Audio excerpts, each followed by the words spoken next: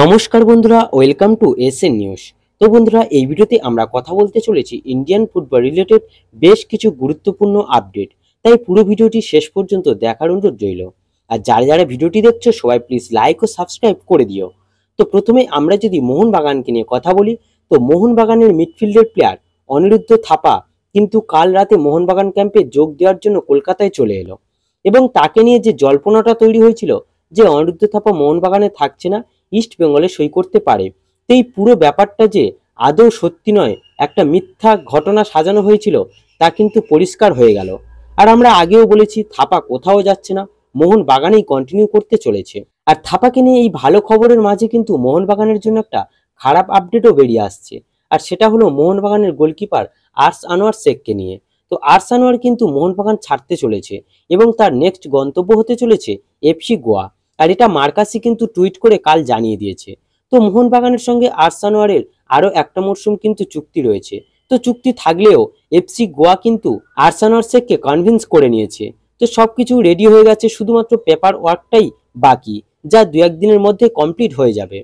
তো এরপর আমরা যদি একটু আনোয়ার আলীর আপডেটে আসি, তো আনোয়ারকে নিয়ে কিন্তু ফাইনালি সিদ্ধান্ত নিতে চলেছে পিএসসি, এবং সেটা আগস্টের 2 তারিখে। আমাদের সামনে সবকিছু কিন্তু আগস্টের ওই 2 তারিখে পরিষ্কার হয়ে যাবে যে মোহনবাগানের সঙ্গে আনোয়ারের ডিলটা আদৌ ভ্যালিড ছিল নাকি ইনভ্যালিড। এবার কাল রাতে মার্কাস টুইট করে জানিয়েছে, যদি ডিলটা ভ্যালিড হয় এবং আনোয়ার মোহনবাগানে থাকতে না চায়, তাহলে কিন্তু মোহনবাগান একটা মোটা অঙ্কের টাকা দাবি করেছে আনোয়ারের থেকে। এছাড়াও আনোয়ারকে 6 মাসের ব্যানও খেতে হতে পারে। এছাড়াও দিল্লি এফসিকেও কিন্তু দুটো উইন্ডোজের জন্য ব্যান করে দিতে পারে পিএসসি। তো সবকিছুই কিন্তু পরিষ্কার হয়ে যাবে 2 তারিখে। এছাড়া ইস্টবেঙ্গলও কিন্তু জড়িয়ে আছে, তবে সেটা অবশ্যই গোপনীয় রাখা হয়েছে। যদি সেটা সামনে চলে আসে তাহলে ইস্টবেঙ্গলকেও জরিমানা করা হতে পারে। তো এবার আমাদের সবার নজর কিন্তু থাকবে 2 তারিখে পিএসসির সিদ্ধান্তের উপর।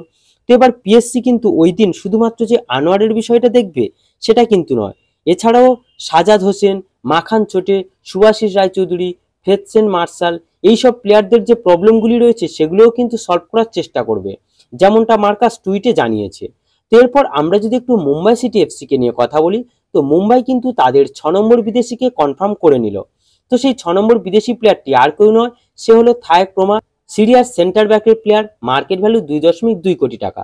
তো প্লেয়ারটি কিন্তু আগের মরশুমে মুম্বাইতেই খেলেছিল এবং মুম্বাই তাকে রাখবে না বলেই একটা সময় শোনা গিয়েছিল, এবং তার সঙ্গে চুক্তিও মুম্বাইয়ের শেষ হয়ে গিয়েছিল, একজন ফ্রি এজেন্ট হয়ে গিয়েছিল, কিন্তু মুম্বাই আরও একটা সিজন তাকে রেখে দেওয়ার সিদ্ধান্ত নিয়েছে।